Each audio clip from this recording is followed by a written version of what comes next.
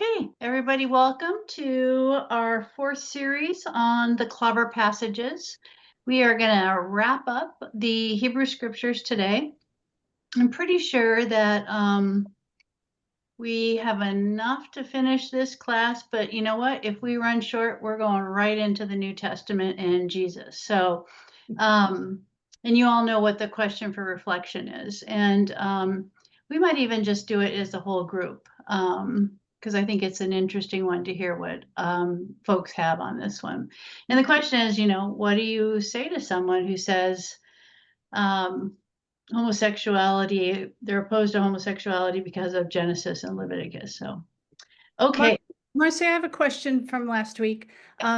What is the current understanding in the Jewish religion about homosexuality? Is it accepted, or where does it stand?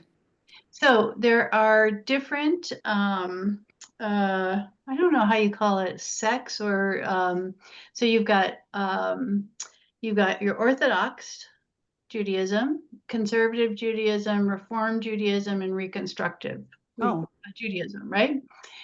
In Orthodox Judaism, it is prohibited.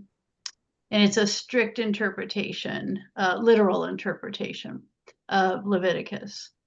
All of the other conservative, reform, reconstruction, it is not. It is, they marry, they officiate, you have LGBTQ rabbis. So it's only in the Orthodox that you see that. Yeah. Good. Yeah. Thank you. And there's actually another question that came up that Greg asked that we're going to cover as well, because I think it's a really good one and it's something we haven't covered. But I want to start with, the meme of the day. Notice how it's somehow the government's job to legislate a few Bible verses on human sexuality over our entire country, but it's suddenly not the government's job when it comes to the 2,500 plus Bible verses calling for a generous use of wealth that prioritizes the poor. This one's especially poignant with the disappearance of the SNAP benefits within days. Okay, so here's the question that came up, and it's related to last week we covered Leviticus, and we also covered, the story of David and Jonathan, right? So the question was, this very passionate love story of David and Jonathan, right? And it comes after the story of Leviticus in the Bible. And was that not viewed as a repudiation of Leviticus, right? Was it not viewed as a revision of the law because David was this important king, right? So the question is whether the story of David and Jonathan had any effect on the practitioners of that religion so they stopped treating homosexuality as a sin. And it would be cite that story. And that would be their, how they would answer that question. So great question. So, and it unlocks several different things that are really important that we have not touched on. So the Hebrew Bible is broken into three parts. The Torah, which is the first section, Genesis, Exodus, Leviticus, Numbers, and Deuteronomy. Prophets, and this is the section we're going to be diving in after the holidays. That's where, and that's in Samuel, that's where the story of David and Jonathan exists, is in Samuel. So the prophets it's historical stories, and they're also these prophetic messages. So that's where you see Isaiah and things like that. And then the writings, which is just a hodgepodge. So you got Psalms and Proverbs and Job and all the kind of different things in there, like Ruth, which we heard last week. Now, so the Hebrew Bible was not written at one point in time, just like the New Testament, if you all have been with me for that one. And there are parts of the Hebrew Bible they think go as far back as the 10th century BCE. So there are parts that they have found, particularly in Exodus, that go all the way back to 10th century. And what happened was the compilation and the editing. So this thing has been edited over and over, and the biblical scholars can see the levels of editing and the different editors in this. It happened over centuries, but the biblical texts are significantly later, and they come from multiple different sources. But the final canonization, the final coming together in writing, happened around the time of the Babylon exile. So around, the year around the 4 and the 500s. So that's when they started writing them all down and putting them together. The biggest takeaway here is that it's not a linear book. So just like the New Testament is not in order that it was written, so Matthew all the way to Revelations is not in chronological order. The Hebrew Bible is not in chronological order. It starts with Genesis, but Genesis was not the first book that was written. These 10th century BCE pieces that we have show up in a lot of the different biblical books of the Hebrew scripture. So the Hebrew scriptures are not in chronological order. So Leviticus did not come before this story of David and Jonathan. So it wasn't like or come after it. They had no bearing on each other, basically. And the reason why is that the story of David is probably not historically true. And it's the only place it shows up is in the biblical literature. And there's one archaeological find that is heavily debated over whether or not it ties to David.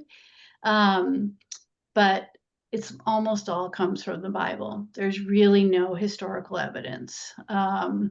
So whether or not, King David, King Solomon existed, big debate, most likely, probably didn't, but there was probably this powerful monarchy at one point in time. And however, we don't have any really archaeological evidence for it. So it lives in the Bible as this story, right? And is it true? Historically, probably not. But like many stories in the Bible, a story may not be true in the historical sense, but offer truth. So the story of David and Jonathan may offer us truth, but it may not be historically true. So did the story of David and Jonathan have any effect on the practitioners of that religion so that they stopped treating homosexuality as sin? No, because this story was probably part of the myth and lore of David's overall story. It wasn't a fact of history and law. There was no King David that was writing laws that this would have impacted this. The laws were written down in Leviticus during and after the Babylon exile. Okay.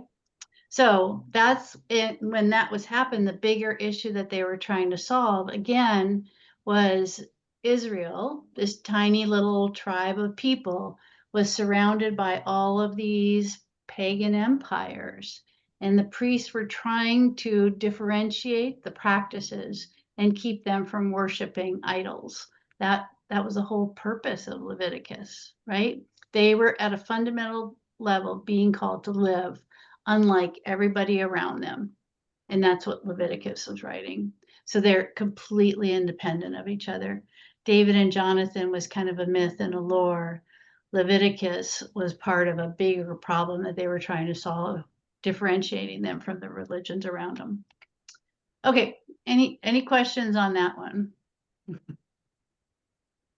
Not in chronological order. None of the Bible's in chronological order in terms of how it happened or how it was written. I got to tell you, I thought it was. Okay, I want to go back to eunuchs because we talked about this last week, and here's where we're going to revisit. In the ancient world, eunuchs, they were not viewed as male or female. They were kind of the sexual other. They were marginalized. this was not a status that was chosen for them. This was not something that voluntarily that happened to them. They were considered outsiders, social outcasts. They were the sexual minority of the time. And what happened was there were no eunuchs in Israel until Israel was taken into captivity in Babylon. And then some Israelites were forcefully castrated. And we're going to get to that story later on today. Daniel is one of those. And then when they went back to Israel, Israel had to deal with the fact that they had eunuchs among them, which they had never done before, which is why it showed up in Deuteronomy, these prohibitions against eunuchs. So they became outcasts then in Israel. And so they weren't welcome in their community of faith. Okay, and here comes Isaiah. And Isaiah is going to say this to the eunuchs. Do not let the eunuch say, I am just a dry tree, for thus says the Lord to the eunuchs who keep my Sabbaths, who choose the things that please me and hold fast my covenant. I will give in my house and within my walls a monument and a name better than sons and daughters. I will give them an everlasting name that shall not be cut off. These I will bring to my holy mountain and make them joyful in my house of prayer. Their burnt offerings and their sacrifices will be accepted on my altar. For my house shall be called a house of prayer for all peoples. Thus says the Lord God, who gathers the outcasts of Israel. I will gather others to them besides those already gathered. Wow. It's a big one, right? Go ahead, Paul. You have a question? You're on mute. Oh, you're on mute, Paul. I don't know how to delicately ask this. So eunuchs were created, right?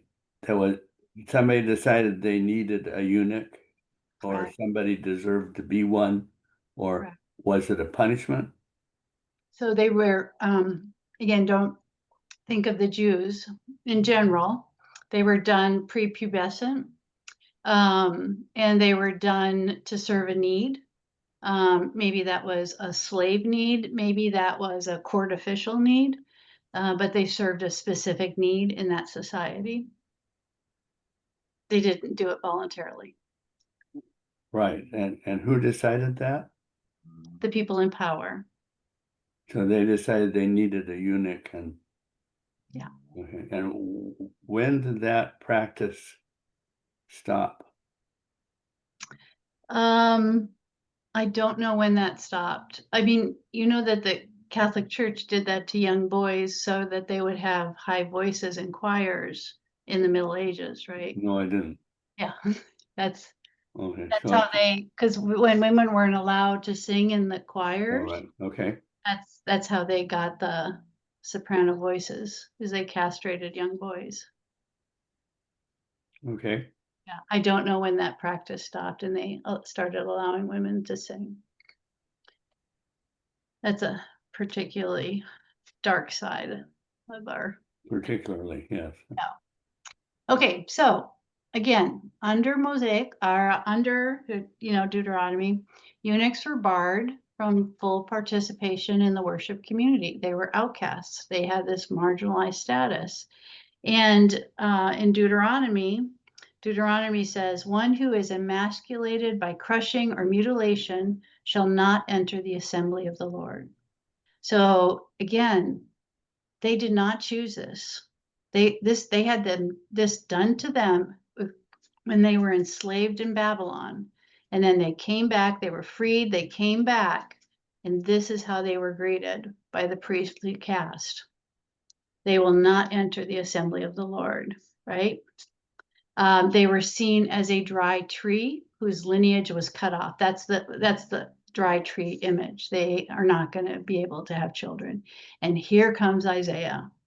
And as Isaiah is going to lay down this revolutionary text, which is intended to overcome that legal exclusion of the eunuchs and promise them full inclusion in God's future kingdom. It's a really, really beautiful and revolutionary text. Within my temple and its walls, a memorial and a name better than sons and daughters. Their name will endure forever. Isaiah is saying that the eunuchs would receive this everlasting name in God's house, making it very clear that God is going to accept the eunuchs, extending that promise of radical welcome, right? And saying that the eunuchs are God's people, right?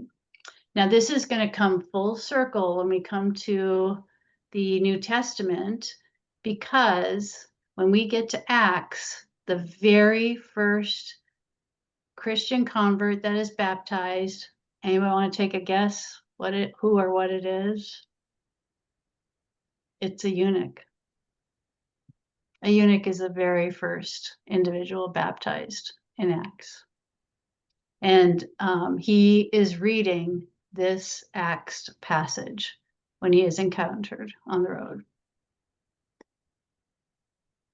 I will give in my house and within my walls a monument and a name better than sons and daughters. I will give them an everlasting name that shall not be cut off.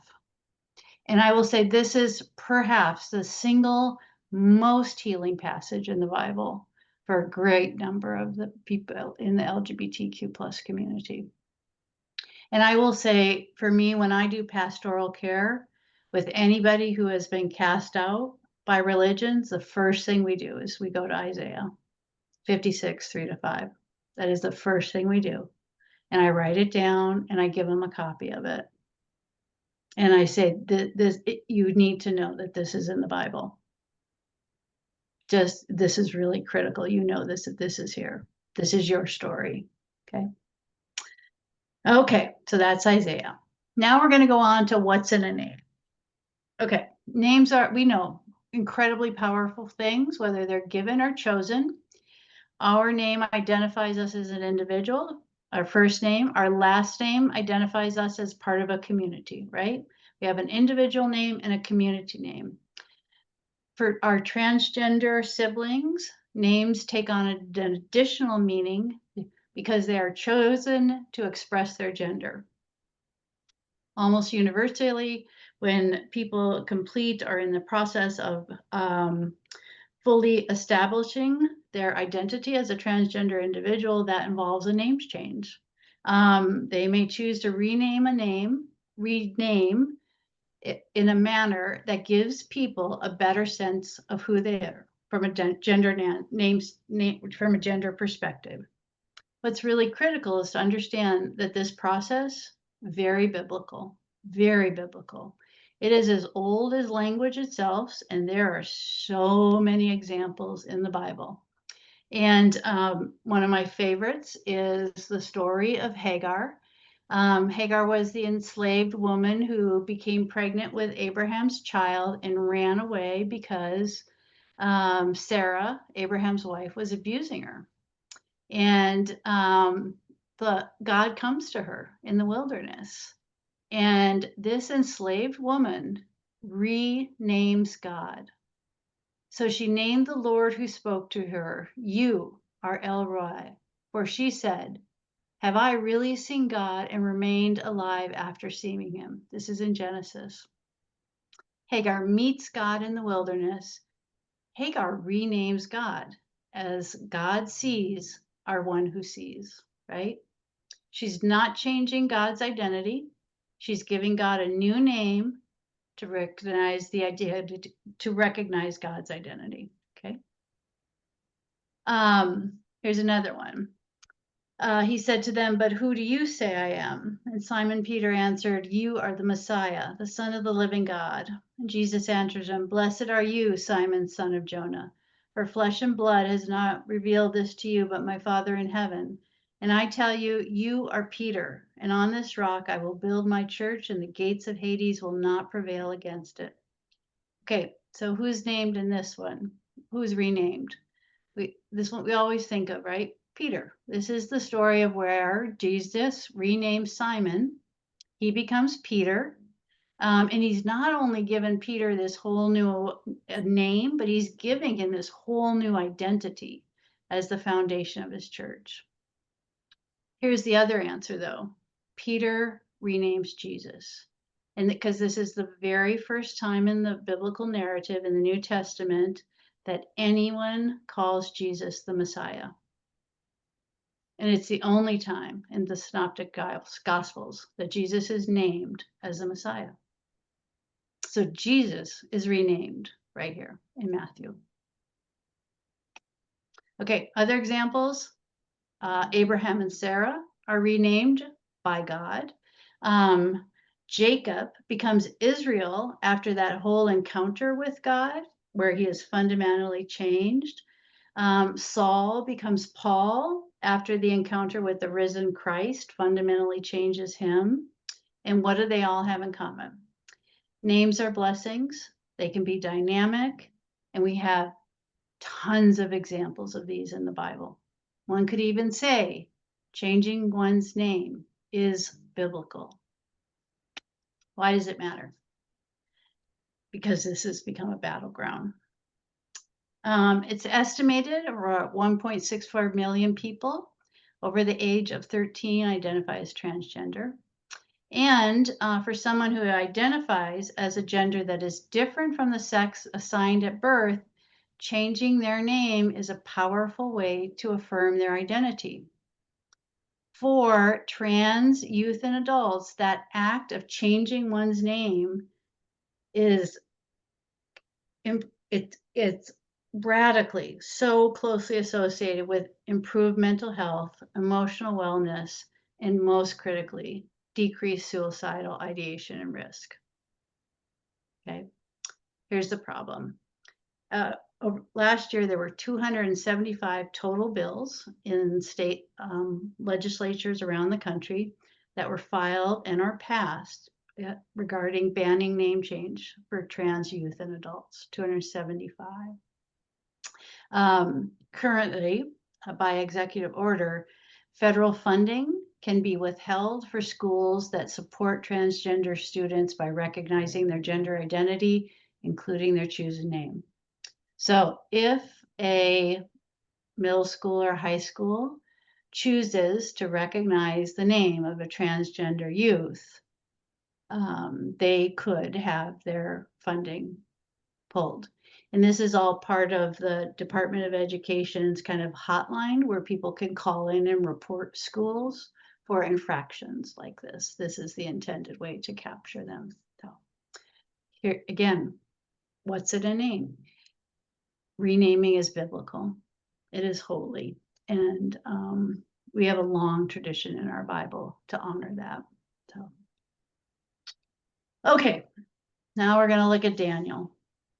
Okay, Daniel is a book in the Hebrew Bible, and it's a prophetic and apocalyptic text, and it tells the story of the Jewish prophet Daniel and his time, and he was in the Babylonian royal court during the exile when he was trying to survive there with his friends, and during when he had these prophetic visions.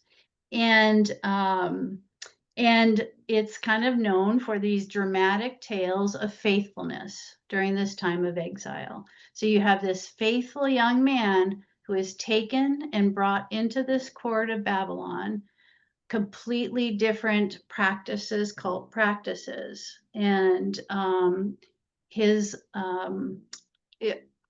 journey to remain faithful to his God. This is one of the latest Hebrew scriptures that are there. It's all the way back to 2nd century.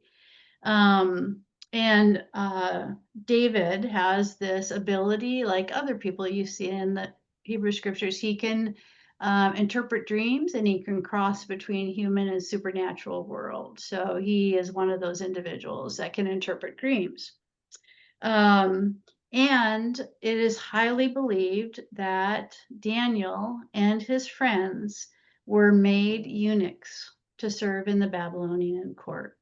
So when they were taken, when they were enslaved and brought to Babylon, these young men were forcefully made eunuchs and then served in the Babylon court. And remember, castration was not practiced in Israel, either for court officials or for punishment. And it was not until the Babylonian exile where this occurred, right? And it didn't become a problem until they went home, and the priestly caste said they are not welcome in the community of faith. So Daniel, the book of Daniel, and the character Daniel is one of the individuals who is that based on. Okay, first 6 chapters of Daniel tells a story of Daniel and his friends trying to survive, basically, and be faithful. And basically what there is these stories of cooperating with the enemy for the sake of survival. So they had their names changed. They were castrated. They were indoctrinated in the teachings of the new culture and the religion. And through all of that, they worked to remain faithful and authentic. And then the second half of Daniel goes into more apocalyptic literature, which is really, it's a book of, the second half is about political resistance, kind of what you see in like Book of Revelations. Okay, the most famous story of Daniel is, of course, Daniel in the lion's den, right? So here's what happens in this story. So these jealous officials convince the king to create a law that anybody who prays to any god or man for 30 days gets thrown in a lion's den. And Daniel, who has worked so hard to maintain his faith, continues to pray to God 3 times a day, even with his window open, praying towards Jerusalem, knowing the risk.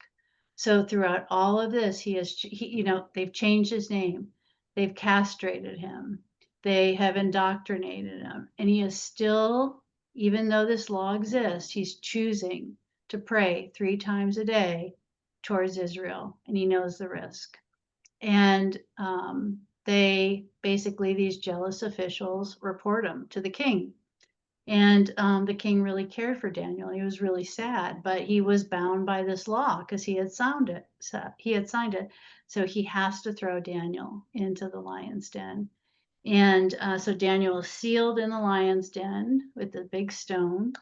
And the king kind of hopes that Daniel's God is going to save him. And then the next morning, they unroll the stone and Daniel is alive and unharmed because God sent an angel to protect him and keep the lion's mouths closed. And in his relief, the king orders the accusers and their families to be thrown in the lion's den, where the lions are not having their mouths closed, and they eat them all, right? So some unhappy, non-fed lions.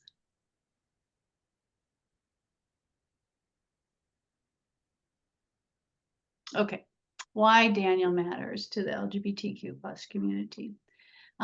It's really significant because it's a story of resistance against forced conformity and faithfulness in the face of prosecution, right? In contrast to this non-affirming culture, the book of Daniel emphasizes how Daniel and his friends maintain their core identity. That's despite everything that happened to them, right? And that really resonates with trans and non-binary folks who refuse to have their identities erased by hostile forces, especially now. This is a story that is especially timely when you think about everything that the trans and non-binary communities are facing right now. And it speaks in general to the LGBTQ plus community who are facing a lot of pressure from society, including religious institutions, to hide their identities or to conform to norms that erase their existence. There are multiple religious denominations where as soon as you come out, you are removed from the community forcefully. You're cast out, right? You can be a member of the community as long as you do not identify, or as long as you do not engage in any relationship, but you're not allowed to be in any leadership role. So there's stipulations on what you can do. You're in a very limited box. Those kind of faith communities exist as well. So this story, you know, of Daniel in the lion's den, it's become this kind of powerful metaphor for this the LGBTQ plus community and facing homophobic and transphobic persecution. And it provides this kind of narrative of divine protection for those who are unfairly targeted. And it gives kind of this understanding that even in the most dangerous of circumstances, an oppressed people can find safety. So there's a story here that really does matter to this community. Okay, I'm going to stop sharing right there and just check in. Any questions?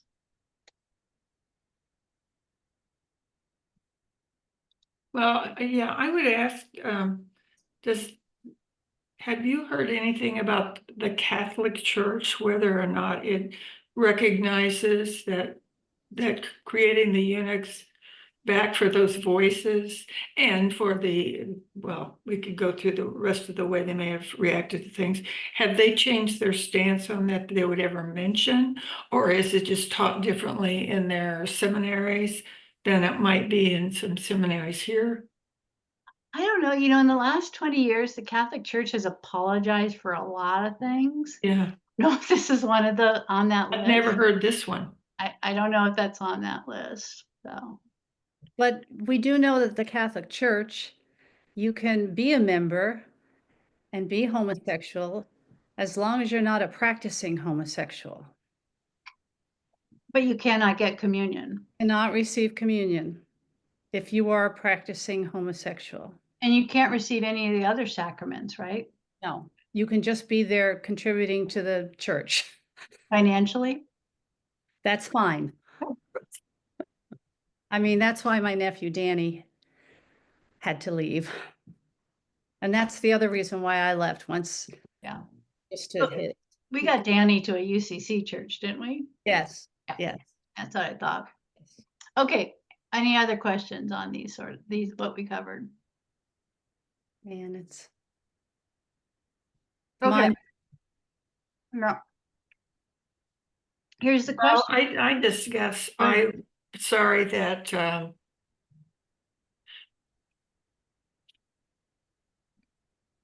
what am I trying to say? That at least mainstream Protestant churches haven't spoken more about Isaiah and these particular verses. Yeah. Yeah. Even, you know, because some of them are much more accepting than others. And so specifically the ones that are more accepting, why don't they preach more to those specific passages? It seems like it would be it might have more potential for soaking into the culture. Yeah. Which is why I didn't want this class to just be about the Clobber passages. I wanted you to experience some beautiful stories that kind of counter them. And also, I mean, a passage in Isaiah is just so powerful, especially understanding it within the context of eunuchs as a sexual minority of their time. So. Okay, so here's the question. Would you rather do this in small groups or you want to stay in one big group? One group. yeah, one group. Okay. How do you think you might respond moving forward to someone who tells you the Bible says that homosexuality is a sin and cites Leviticus and Genesis? This happens to me at least once a year. Anybody want to take a stab? Well, I thought a lot about this and you know, what would I say? And I'd want to talk about the context of the Bible, really, but nobody studies that. They never hear anything about that, right? They're not going to understand that. That won't convince them. So I have to go back to the way and say, read what Jesus said. Read how Jesus acted. Talk about it from that point of view. That's the only way I could do it because, you know, what we've learned here, I never heard any of this kind of stuff. And most of the passages are not ever talked about in any kind of church I've been to. So I'd have to talk about Jesus. I mean, because a lot of these Christians are all about Jesus, right? And talk about the way. So growing up Catholic, you never heard the Leviticus or Genesis, Oh, Sodom and Gomorrah even? I heard about, and I don't know where or how, eunuchs, but the definition wasn't really given. Mhm. Wasn't real strong about their balls were cut off, or they didn't go into that part, but Yeah. just the word. Okay, so Diane would refer them back to the core teachings of Jesus. yeah. Christian, That's where they aim everything anyhow. yeah, I mean, that's, They yeah. don't look at any of the other books. They just look at the 4 Gospels.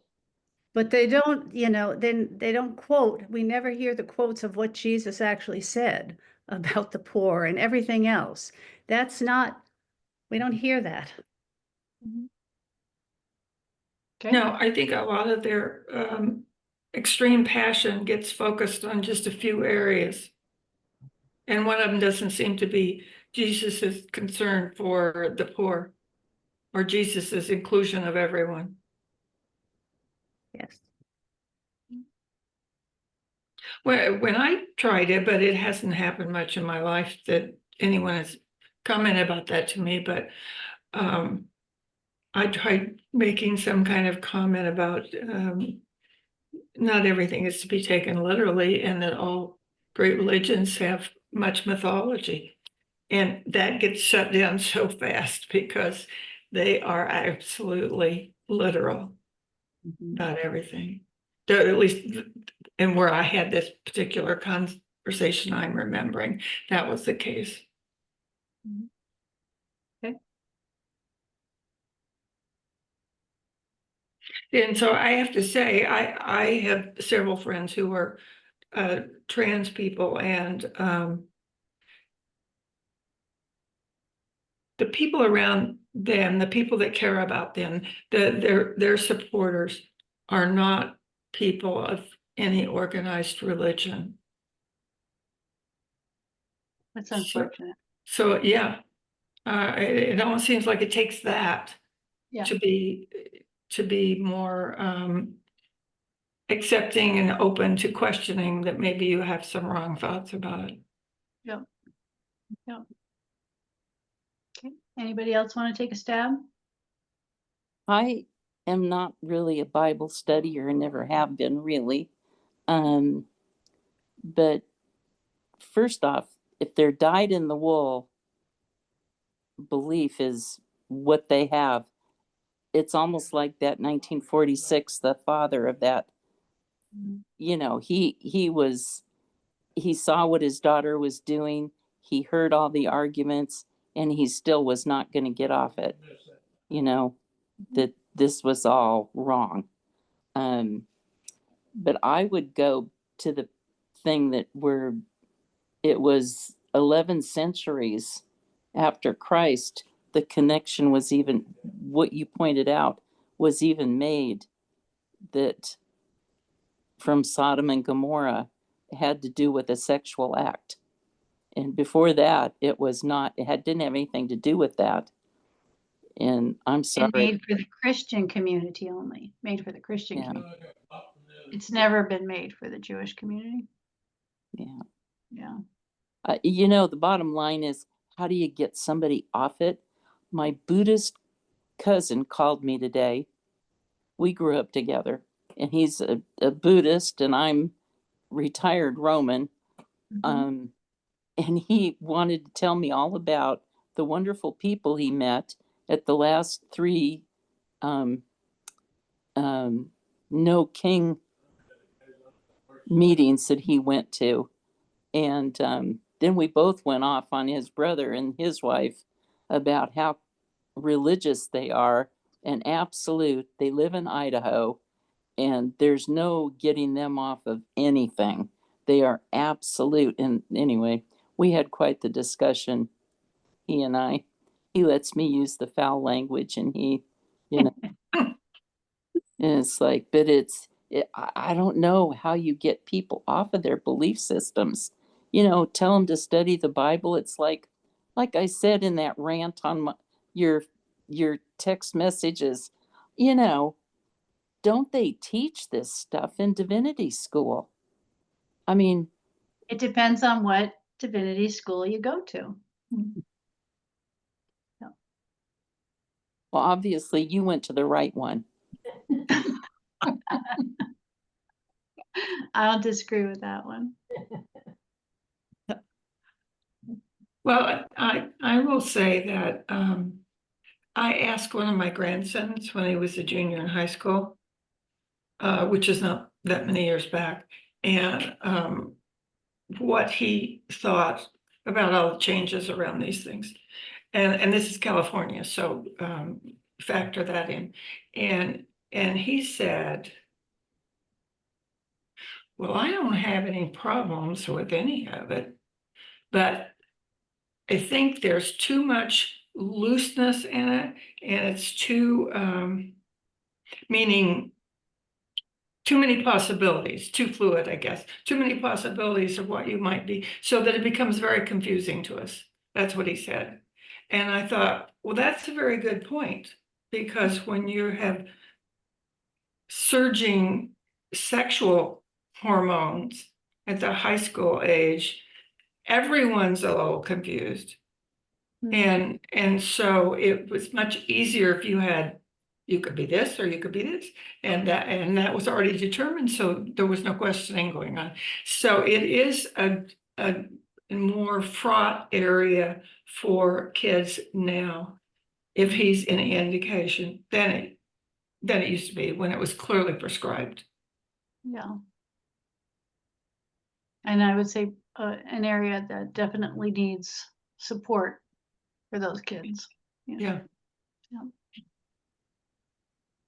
Sue or Steve, Paul, anything you want to say? Not really.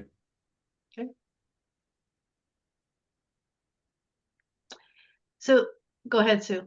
Well, I just retired from a Montessori high school that was fairly liberal in a public school district that is their mission statement is very affirming and inclusive.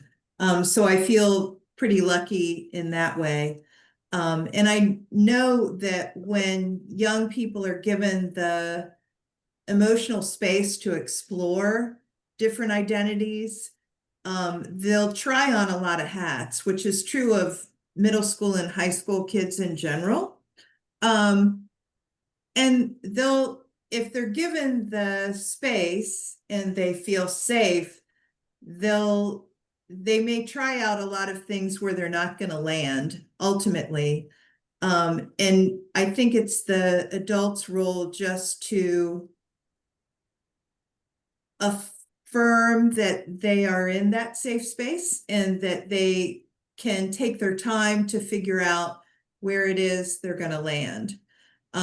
Because I think statistically, when the conservative right is so afraid, and I think that's the right word, that any differences are going to be pushed on people who are set in the kind of the binary world. And the fact, because there's a lot of talk about transgender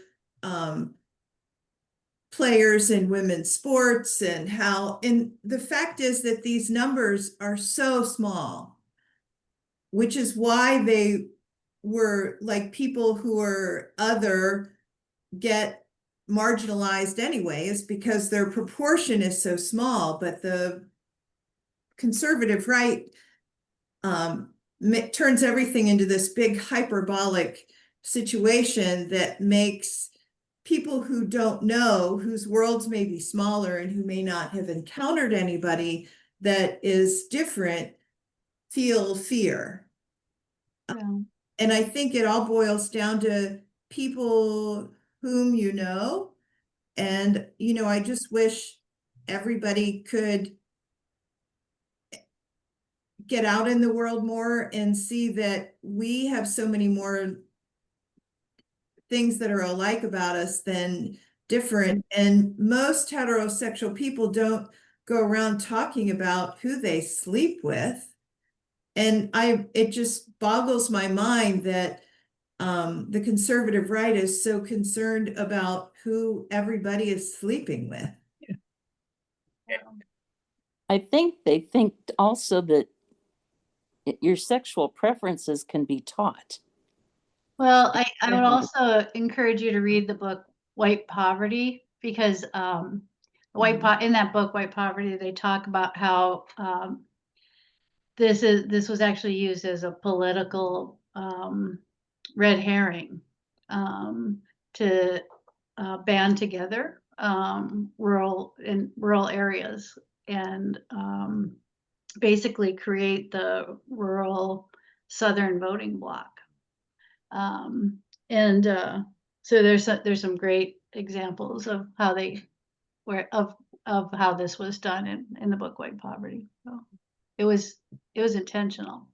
So, and if you haven't seen that documentary, it is very good and well worth the watch, because it also talks about that merger between politics and the Bible, and how that kind of brewed together and ended up, in the 60s and 70s with where we are now, and very insightful. So I'll tell you that almost universally, the question comes from people who have been thrown out of churches.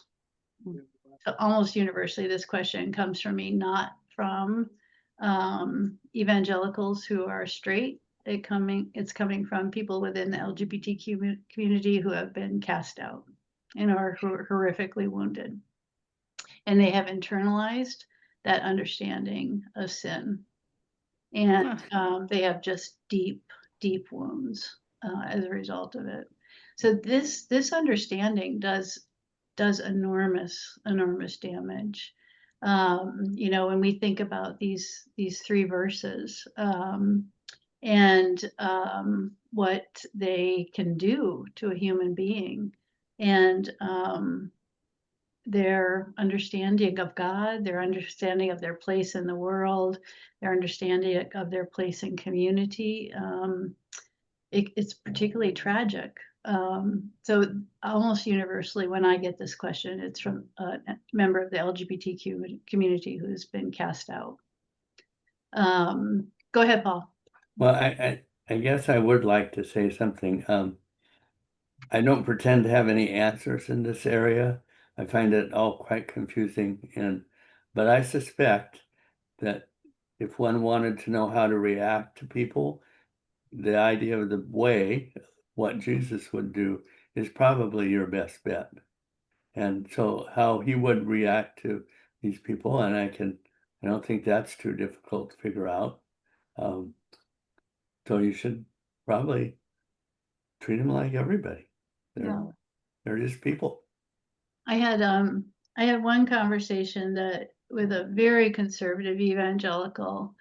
I want to say it went for 4 hours in my family room one night, and but I was very invested in it because it was it was the mother of, at the time, my daughter's a close friend.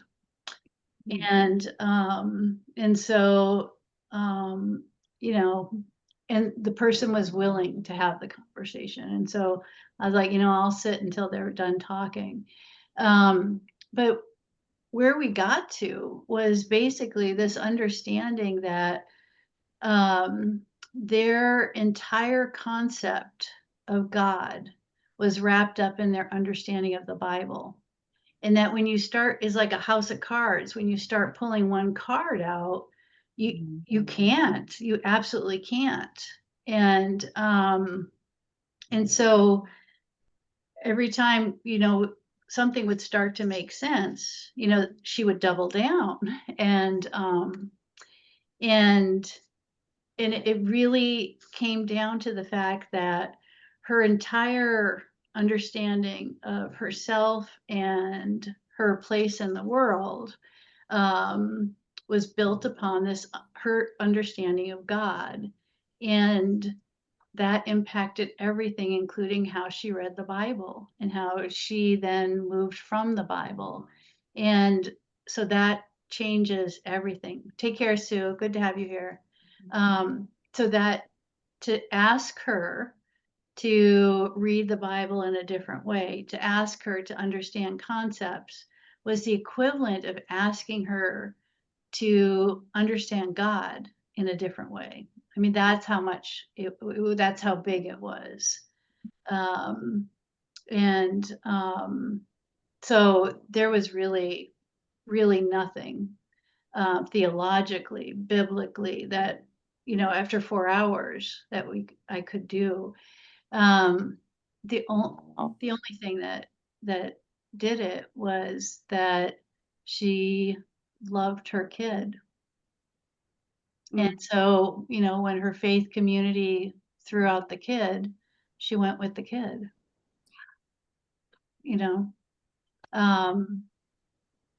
So, it was a good learning for me about how deeply our understandings are sometimes tied with our heart and with, our deepest theological understandings of God. And sometimes the only way to change those is our lived experiences and our biggest pain. And that's what did it for her. So. Wow. Yeah. Well, Marci, again, I don't have anything else to add, but you just highlighted what I think is the bottom line, which is love wins. Yeah. It wasn't biblical context. It wasn't understanding these passages in a different way. It was love. Mm-hmm. Yeah. Mm-hmm. And isn't it interesting that the one Bible verse that evangelicals and progressives and everybody agrees comes from John, and it says, God is love? Yeah. Let's not make it all that complicated. Yep. Yep. It's really quite simple. Yeah. Well, Jesus kept it simple. Love one another as I have loved you.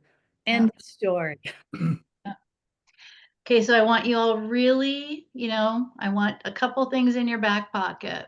Sodom and Gomorrah is not about homosexuality. Yeah.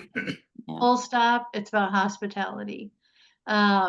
Leviticus, abomination does not equal sin.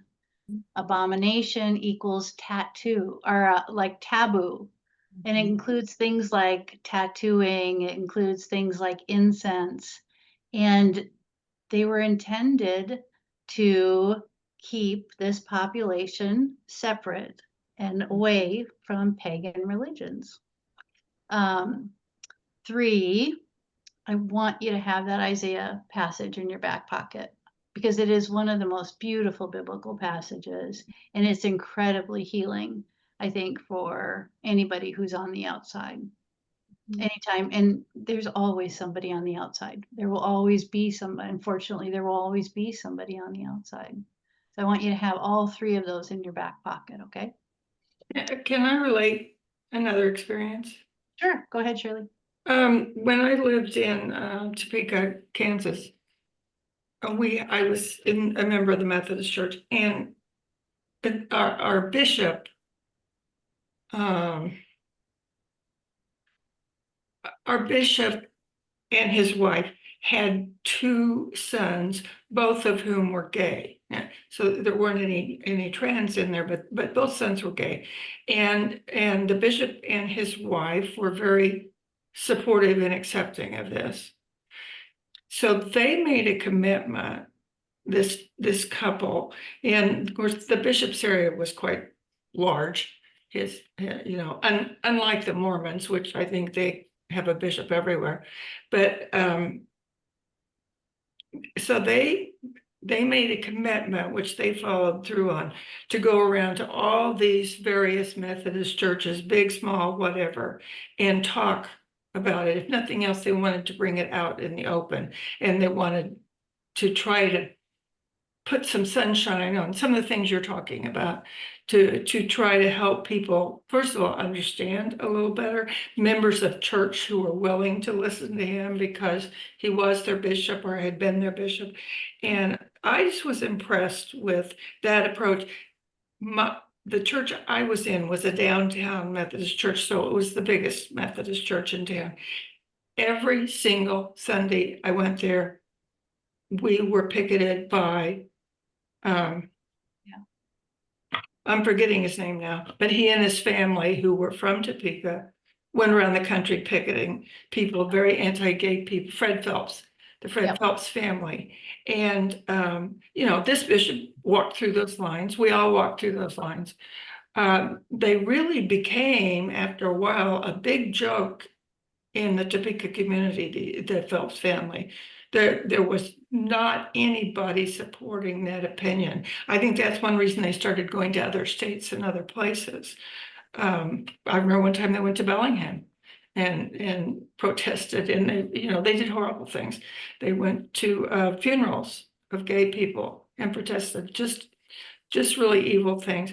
But I was so impressed with the work of the bishop and of his wife, and so I just wanted to mention that. Yeah, and I will agree that there have been a lot of incredibly courageous, prophetic faith leaders, straight, cis straight faith leaders who have stood up and really been powerful advocates for the LGBTQ plus community, and the openness that exists right now in the denominations that welcome the LGBTQ plus community would not be there without those, I think, those courageous prophets. So I agree. I want to just end on a lighter note. So let me go back. I'm going to share my screen real quick, and I want to talk about next week. So, but let's end on a lighter note. This is what I found recently. I thought was very good. 2,000 years from now, people will not understand the difference between butt dial and booty call. And this is exactly why the Bible is hard to understand. Yeah, that says it. You can cite that one as well. That's one of my favorite ones. Okay, here's what we're taking on next. Jesus, homosexuality, gender, Matthew 19, the story of the centurion. I want to make sure everybody knows there is no class next week on November 14th. Unfortunately, I have to be on a phone call with my youngest for a surgery consult. So, and I promised I would do that with them. So you mean November 4th? November 4th, no class. And then we'll finish it up in 3 classes, which is we'll talk about Jesus, then we'll go into John. The final class is taken on the big 3 that are remaining: Paul, Romans, and basically 1 Corinthians. Okay. And then you will be fully armed. Okay. And just like we did with the Hebrew Bible, we're going to lift up, we're not only going to deal with the 3 Clobber passages, we're going to lift up other stories in the New Testament. So you have a broader perspective of how they're being reinterpreted and understood by this community at this time. Okay, everybody, thank you so much. Thank you. Thank you. I'll see you in 2 Bye for weeks. now. Okay. Take Bye. care.